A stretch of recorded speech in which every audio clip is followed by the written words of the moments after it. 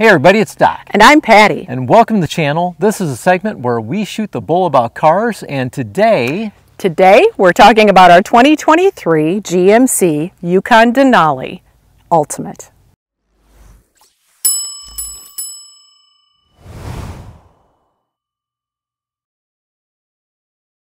Yay! That is one good looking vehicle. It sure is. And this is also the most expensive vehicle we've ever bought. Yes, it is. So I was a little bit hesitant to spend almost just a hair shy of $100,000 on this vehicle. Right. And quite honestly, after 6 months, 7,000 miles, we've been halfway across the country with it, right. Towing through snowstorms, and then I drive it on a 60-mile commute every day. Mm-hmm. This has been an awesome yeah, it awesome really vehicle. is. There Yes. you go. Yeah, once you get used to all the bells and whistles inside, you can see why it is fairly expensive. To clarify for those of you not familiar with the Denali Ultimate Package, essentially it's every option box has been checked, and then there are several options that you can't get unless you buy the Ultimate Package. Right. The first of which is the Vader Black Chrome, which is very cool, makes that big front end look really, really nice. I think that's what sold me on the vehicle, to be honest. I think Yeah. me too. When you looked at them side by side. There's a lot of chrome on the Denalis, and Yeah. I'm not a huge fan of regular chrome. I agree. The other options that came with the vehicle that you can't get on the regular package, it has a special interior with a brown interior. It has the topographical wood, Right. which looks like Mount Denali, I guess. Yes. There are some special wheels, which are not currently on the truck, and massage seats. Yes, massage seats, Yeah. which is a strange option to me, but it's all right. You know, massage seats have been on luxury vehicles for years. I think all the way back to probably the mid-2000s, you could get them on Mercedes and stuff. You're not going to get a super Swedish massage while you're sitting in the vehicle, but... No, I call it the angry girlfriend massage, where essentially the massage you get is kind of just half-hearted. You know, there's not much to it, but you know what? It's better than nothing. Right. And you know, we've done a few things to this vehicle that I should mention. First off, when we purchased it, this is the pearlescent white, which is probably one of the more expensive paint packages. Mm-hmm. It's about $1,000, where most of the other paint packages are like $500 or $600. It is beautiful, though. And it looks exceptionally well because we spent the extra money and we had it ceramic coated, because living on gravel, living in this slop, we need every little bit, and it's actually helped quite a bit. This vehicle has stayed very, very clean. Yeah. It's been a long time since we've had a white car. Then the other thing, you know, you'll notice that it does not have the Denali Ultimate wheels on it. You know, this is something that actually is off of my previous vehicle. These are 2019 AT4 wheels with studded snows, which you wouldn't know by it today. It's 74 degrees in the middle of February in southern Iowa, but we have a lot of ice. We're in the ice belt, and this is a necessity for my commute in the early mornings. Another accessory that we've added is also these mud flaps, which were kind of hard to find because GM does not offer an option for mud flaps with the deployable running boards because the tolerances are so close. And I was actually to the point where I was going to make my own when I found these ones that were offered by WeatherTech. And I thought, you know, they're kind of small, and they don't stick out very far, but I thought I'd give them a try. Actually, they're very easy to install, and they turned out perfectly because they do keep the side of the truck as reasonably clean as you can imagine. And then there it deploys back up. Now, I'm kind of famous for picking out my pet peeves when it comes to vehicles, and to be honest, the only pet peeves that I have for this vehicle are really, really petty. And one of the things that I really do need to point out, and I don't know why GM does this, is the fact that the inner fender wells are actually like carpet. I had never noticed that before. Yeah, And they attract and they collect mud, and it's really hard to wash out. I spent about 15 minutes at the car wash today just trying to blow all the dried up gravel mud out of there. Unusual. So that was weird. And the other thing that, if I was going to be picky, I really wish they would have extended this black chrome, which is beautiful, and it extends here. And then all of a sudden they just decided, well, we're going to go with regular chrome around the doors. And I wish they would have extended it there, because, you know, there it is. Yeah, there along it is, the and door. then boom, nothing. Yeah. It's minor, but it's one of those things where I wish they would have continued it. So you can only get the black chrome with the Ultimate, is that correct? That is correct. That only comes with the Ultimate package. Again, there's a few other little minor things that you get with it that I don't know if they justify the $100,000 cost. Essentially, when I was looking at Denali's, what I really wanted was Super Cruise. And I was moving from a pickup truck to this SUV, so that was kind of a big move for me, because I've never really been without a pickup truck before. Right. And so I was really concerned about utility, and you know, the one thing about our 2019 GMC Sierra 1500 Denali was the fact that it was really good cross country. Oh, it was. It was a great vehicle to ride in. Yeah, but the one bad part about it was anybody who was in the back seat kind of suffered for it. Right. And the nice thing with this package is it comes with the air suspension. I love the air suspension. It's very smooth. We put about 7,000 miles on this in the past 6 months, and we have been everywhere. We've been to Kentucky. We've driven through snowstorms. We've towed through snowstorms, and I have commuted with this almost daily for my 60-mile-a-day commute, and it's really just quite stunning. When you talk about the rear seat ride also, this has captain's chairs. The pickup truck we had did not. Yeah, we'll talk about that a little bit when we get into the vehicle. I have a love-hate relationship with the captain's chairs. One of the questions that always pops up in my brain is, was it worth it? Was it worth it? Was it worth almost $100,000 for, you know, what essentially is a tarted up Tahoe, right? I always figure if you're willing to part with it, then you must think it's worth it. Well, to put it into context, though, so I really wanted Super Cruise. That was the one option I know I really wanted. And in order to get that option, the lowest priced Denali that I could find was $86,000. And this, I think, actually ended up being about $96,000. And then, of course, there was all the other stuff add on to it as far as the warranty, so that's why I'm saying $100 grand. Well, you're progressive that way. I'm a old-fashioned kind of girl. I haven't really adopted the Super Cruise yet. I'm not as excited about it as you are, but... Oh, the Super Cruise is awesome. I think it's one of the best systems out there, and I will do an entire another video on Super Cruise, so we'll just leave that out of this one, other than to say it's worth it.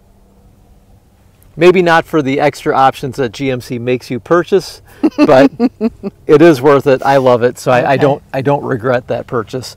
And again, walking around, it's just a really beautiful truck. Another thing I really like about this vehicle, and you know, we talk about how expensive it is, and the reality is, you know, the GMC Ultimate lineup, I guess you'd say, or the GMC Ultimate option is perfect for people who want to have a luxury vehicle, but don't want to broadcast that they have a luxury vehicle. And you know, we could have gotten a Cadillac Escalade for around the same price, but this just kind of blends in with the neighborhood, and it's not pretentious. And I can honestly say that I have not had one person come up and say, "Woo, look at, you know, your expensive car," or something like that, which is not uncommon.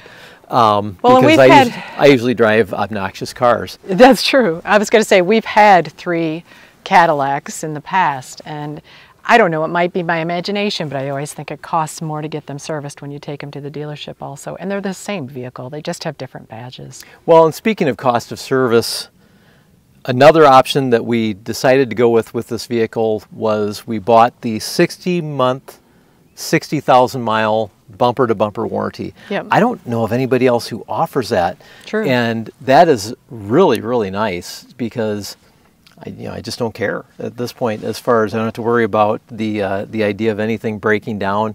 We put a lot of miles on these vehicles. Obviously, we live in a little bit of a rough area as far as having stuff break because of a lot of dirt and grime and rocks and stuff hitting the underneath the vehicle. So that's one less thing to worry about. Also, this vehicle comes with 3 years full connectivity with OnStar. And I think after that runs out, it's like $25 a month. So that's a really nice added benefit. And I don't know if they continued that into the 2024 model year. Now, the back of the vehicle, interestingly enough, I've got the panel off because we use it a lot. It comes with a panel over the tow hitch. The tow hitch is well set up, though, and I'll just never have the panel on it. But you can see that we have the plug-ins over here for the 4-point and the 7-point pins. And then something that back on the little pet peeve part of it is it's supposed to have a kick panel underneath where there's a light that shines on the ground, and then you kind of kick go like that. You swing your foot underneath of it, and we have not been really that successful in getting that to work. We looked like a couple of idiots out in the parking lot at Costco going, "Whee!" and it's not working. I don't know if it's us or if it's gravel, dust, and mud. I don't know.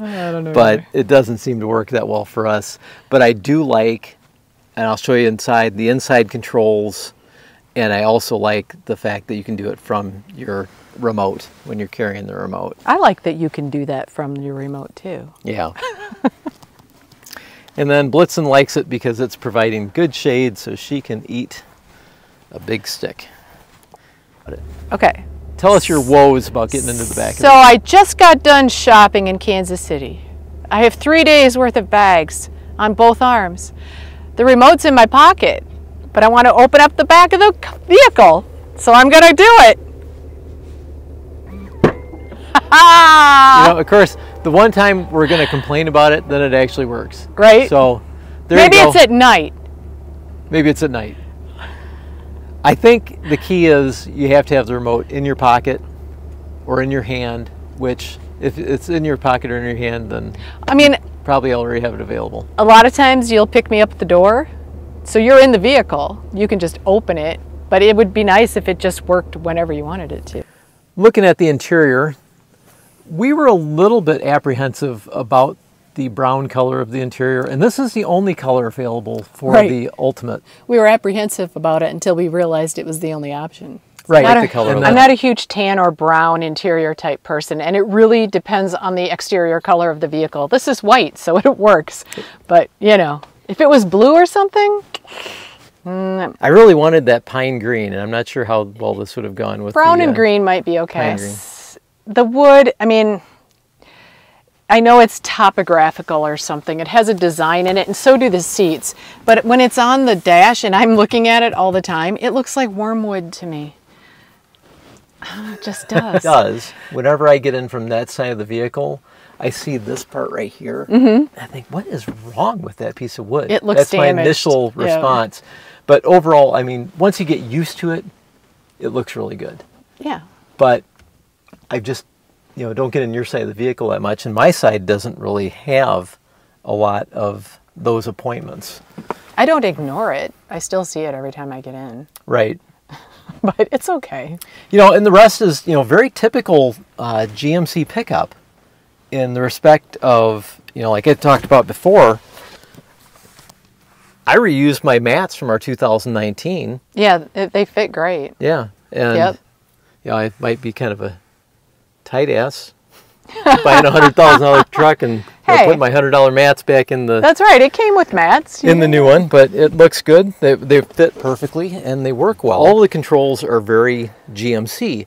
And I would say, in my opinion, GMC has it down as far as easy usability and it's intuitive. You can get on the little computer screen in the middle. You can find what you need to find, and it's not hard. And when we get in the vehicle, and I'm in the driver's seat, my phone connects like it should. Yours doesn't. But for some reason, when someone calls on your phone, it'll actually ring in, which is okay too. You know, so we can talk over the speaker on your phone, even though you probably don't want to. And you know, again, overall, seats are nice. The leather is nice. All the soft touch surfaces are nice. And it's almost too nice, but it works. Yeah, I mean, you paid for it, but like the Bose speakers in the headrests and the units on the back, the video units. Moving from the pickup truck to this was a little bit of a shocker because it was, like you said, it was too nice. And you know, there's nice little storage compartments in the doors. You know, down here, this is about the only use I could find for this, is to keep my little soft touch rag for cleaning the screens. And when you get into the vehicle and you start the vehicle, okay, so why don't you hop in and we'll shut the doors. I'm going to back that up a little bit, and hopefully it'll stop beeping. Okay.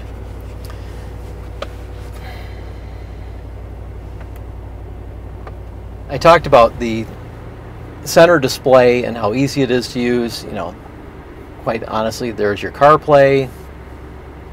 It comes with Google Maps installed, and then there's your home page, which you can configure this home page. I'm not going to go into it because you guys probably have seen a dozen videos like this, but I really like it. I really like the way that it's intuitive and it's very easy to use.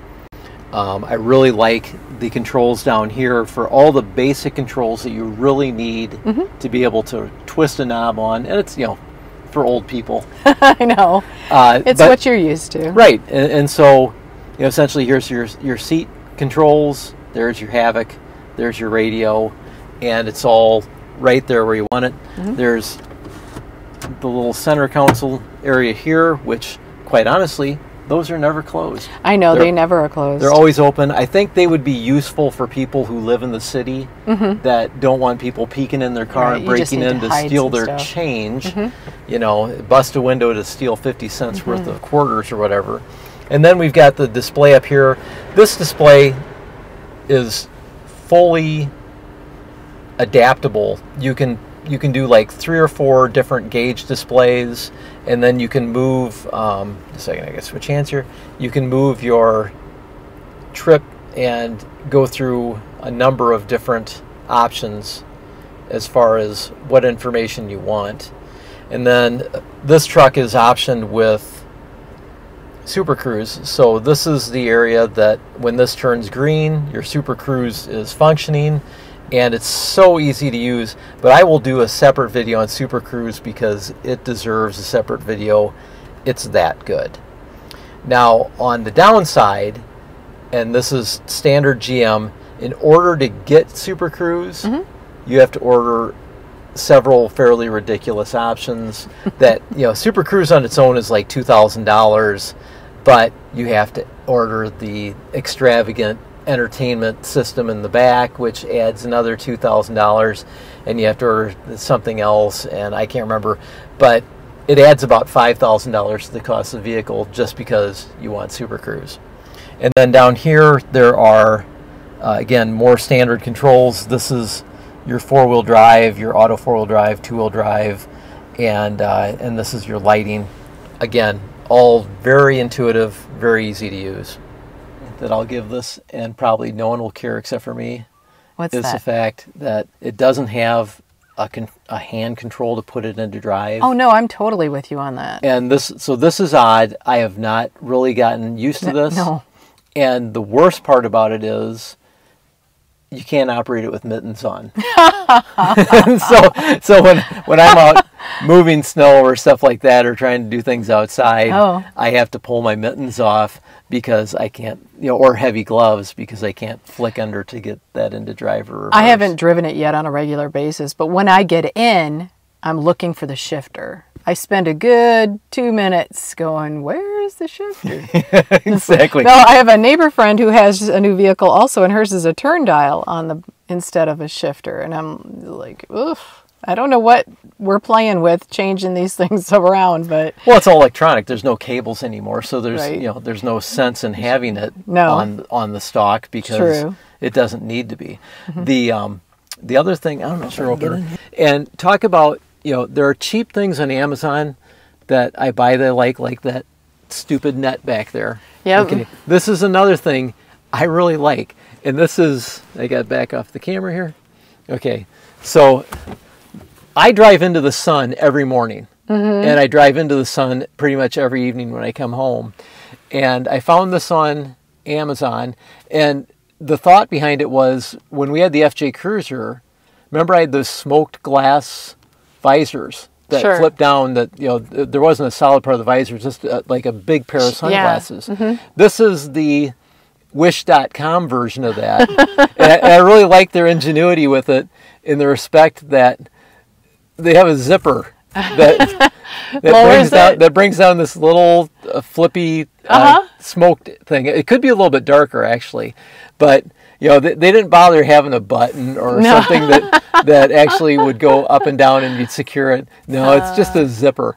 And to be honest, it works pretty damn well. The sunroof is really nice in this vehicle. Patty will demonstrate. One push. And that opens up the screen. That's the cover. The screen goes way back. Yeah. So that gives you a very open feeling in the cab. You can tilt it if you want to. One touch tilt, which is nice. Yep. Or we can open the whole thing up with one touch. And I was driving it last night actually at like 60 miles an hour, and it was 40 degrees out. It was actually I like the little windscreen up here. That's nice. Yeah, it really stops the buffeting and it works very well. Another feature that I really love with this vehicle is the center console. First off, open up the center console for us, Patty. And the fact that it's little things. The fact that it has a light is really kind of nice. If you take a peek down there, you can see all the junk that we keep in there, Carmex and Tic Tacs and gum. And, what's that? Oh, every physician's car should have a urine specimen jar filled with coins. Some things have more than one use. It was a clean jar. All right, I believe you. It's not used. Okay. So I wasn't repurposing it. But show us what the center console can do. And I thought this was very clever. The captain's chairs don't have their own cup holders. So it's nice that this extends back so the people back there have something that's convenient to put their drinks in. And then we have ours up here, of course. Right. Nicely, there is this little cubby left, which you can put your purse in. And also we have the little hidey hole back there that I keep my sunglasses in. And I've got a couple of pocket knives in there. That's really nice in the respect if you want to hide something, you can bring this forward, and very unlikely would anybody find it if they broke into the vehicle. So that's kind of nice just because it's so well hidden. Anything else in the front that we need to talk about? Oh, the rear view mirror. Yes. So the rear view mirror, it can be a standard rear view mirror, or if you flip it, there's a camera in the back and you have this camera view. Now, to be honest, I don't love it. Yeah. I mean, there are times where I use it, but there's like a weird 3D it's almost vision thing that goes with it, and it's kind of freaky while you're driving. I can't fully explain it. It's like a movie camera. It's not like a backup camera. I don't know. It's hard to explain. Actually, the time I use it the most is when I have motorcycles in the trailer, and I would just want to flip to see how the motorcycles are doing on the trailer. It's very articulated. It's very specific. And then if we scan up here, we did see Patty operating the these buttons, the sunroof options and stuff like that. There is also Home Link, which very weirdly I have been unable to link with our garage door, so I've got the old-fashioned garage door opener right there. I'll attempt that again now that the weather's getting nicer. And then there's this nice button for opening up the rear hatch, and you can determine how high you want it to open. So if you remember the Tesla, we had a big dent in our Tesla door. because it just opened up wide and smacked stuff into on the garage. window. Yeah, the garage door. And then there's, you know, special entry handles. People call them other things, but that's nice that they're in here. The poop handles. There you go. Yeah. There you go. That's the I don't nicest way see to us put it. doing a whole lot of off-roading Moab type stuff in this vehicle. Though. No. Although with the air suspension, you do have the availability to drop and to raise the suspension to some degree. I haven't found that much use for it because of the deployable running boards. I don't feel the need to jump into the vehicle or have to lower it, but you could do that if you wanted to. And of course, there is the massaging seats, and this is the only thing that's gone wrong with this vehicle. Oh, the seats. For us is the fact that every time I would get into the vehicle, the lumbar airbag would pump up full every time I started the vehicle. And I did a check on it. Basically, it's a switch. So I took it to the dealer and they had to order the switch. So currently it's not working, but in a good way because it's not pumping up full every time I get into it. Right. Let's move to the back and we'll show them. There is an option, I think, but only in normal Denalis, not in the Ultimate, that you can order them with a normal back seat. Oh, like a bench seat? Yeah, but Okay. you know, which I would have. If you could have ordered the normal bench seat without the third row, I would have done that in a heartbeat. And I don't really see a point of having a bench seat and a third row because it'd be incredibly difficult to be able to access it. Right. The captain's chairs are nice.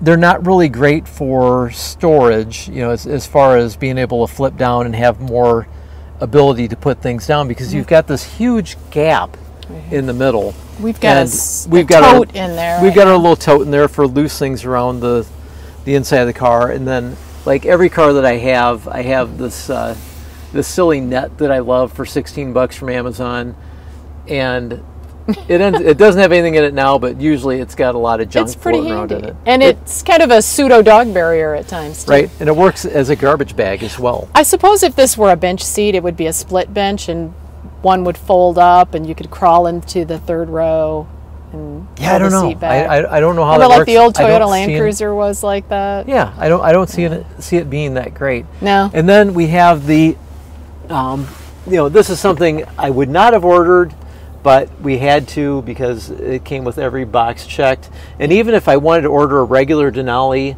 this was mandated for Super Cruise, was this entertainment system. And it's a nice entertainment system, and it gets YouTube, and you know the car's Wi-Fi enabled. So there's a lot of capabilities that it has. One of the capabilities, the disappointing capabilities it does not have, is you cannot mirror your phone to it. So you can't play something on your phone and be able to see it on the big screen. You can Bluetooth your headphones to it. Yes. Actually, the mirroring property was actually in the original plans. Yeah. But when they had the shortages during COVID, it got pulled out and never got put back in, which is kind of sad. It's been a while since we've had young children in the car, but do you think this is a safety hazard? I mean, I'm sure they've passed all kinds of I don't think so. things against it. Yeah, I mean, people. If you had kids, your kids would be strapped into a car seat anyway. So it's they're not going anywhere it's not near floating. That. It's not going to move. Right. But. So you know, it does come with a set of Bluetooth headphones. But once we found out that you could Bluetooth it to your own headphones, the headphones that came with it just ended up in a box in the garage because our daughter, who's in college, likes her headphones way more. Also in the back, she has her own controls. She has heated butt seats, and then we also have USBs and HDMI, which I think the HDMIs go directly to the screens, and you can plug in games or your own video machine to, which I don't know if anybody uses their own video machine anymore. I think so. But you could do that if you had to, and I see more topographic. I just saw it too. Yeah. I just noticed it also on the back there. So little Easter eggs. And there's there. a plug-in at the bottom, underneath the. Oh yeah, and then there's a regular plug here, which Yeah. flips up. I was trying to flip it down before. Ah. So that's pretty much the back seat, and then you know I got my stuff, a knife and a headlamp. See a little bit into my world, and then the seats do fold forward and they do fold flat, But With the our problem little is net. that you have this big gap in the middle. And what we do when we travel is we actually have a big plastic tote that fits in there, and that serves as more storage. Invariably, this happens every time we open the back of the Yukon. We're not going anywhere. We're not going anywhere, guys. That's okay. They don't know that. But they love it, and they love getting hair all over the inside. We're not going anywhere. Come on. Come on, Blitz. Come on, Blitzen. Come on. Come on. Come on. Let's go. Come on. Come on. We're not going anywhere. Come on, let's go kennel up. Come on. Come on. Come on. Kennel up. Kennel up. Blitzen. Blitzen. Blitzen.